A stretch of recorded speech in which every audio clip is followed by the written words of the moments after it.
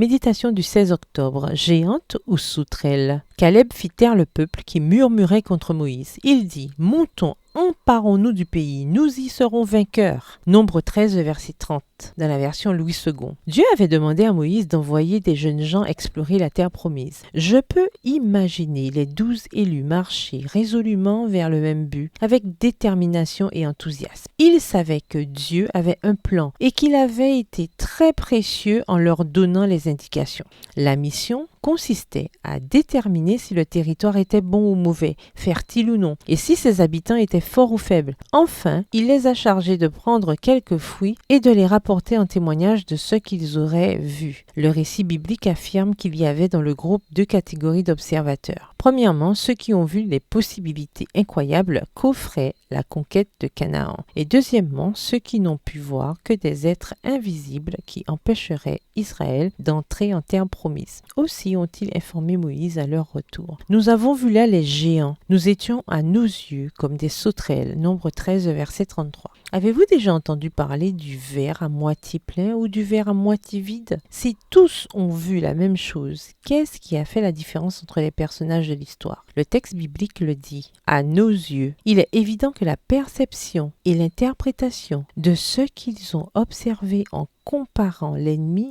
à eux-mêmes étaient différentes. Les uns se sont vus diminuer, insignifiants, faibles et incapables de conquérir ces géants. Et les autres ont bien sûr vu les immenses défis, mais ils savaient que Dieu les rendrait capables de conquérir. Après tout, c'était lui le responsable de tous ces plans et intentions. Chères sœurs, avec le Christ, vous êtes plus que victorieuses, même si les obstacles vous semblent considérables. Si vous vous regardez dans le miroir de votre estime de soi, celui-ci peut refléter deux images. Premièrement, une femme insignifiante et timide qui refuse d'essayer quoi que ce soit par peur de l'échec et de la honte que cela implique, avec pour argument que les conditions de vie ne lui sont pas favorables et qui s'avoue vaincue avant même d'avoir essayé. Deuxièmement, une femme qui ne laisse pas les défis l'effrayer car elle sait que Dieu lui donnera la force de faire face aux circonstances défavorables. Rappelez-vous, vous avez été faite pour la victoire, pour le succès, pour ce qui ne périt pas. Osez vous surpasser au nom du Seigneur et vous conquérez pour son honneur et sa gloire. Bonne journée et que l'Éternel vous bénisse.